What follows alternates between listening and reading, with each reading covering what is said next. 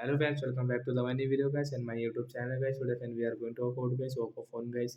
Name password lock guys. How can we change? Friends, you have guys this phone guys name password lock in your Oppo phone device, and friends you want to change guys this password. So friends, how can we change it?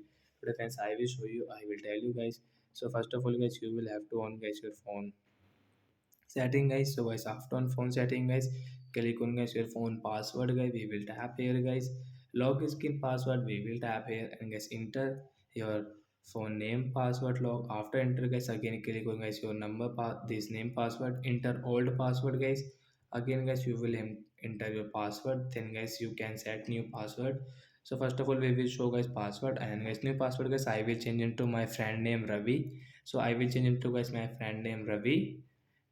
So friends, you can see this name password will change. Friends, you can see Ravi, tap here. So friends, you can see when I will unlock guys my phone. So I when I will enter my friend name Ravi. So friends, you can see guys my phone password has changed, and when I will enter my friend name, I can unlock my Oppo phone device. So like that guy, we can change name password lock. So bye guys.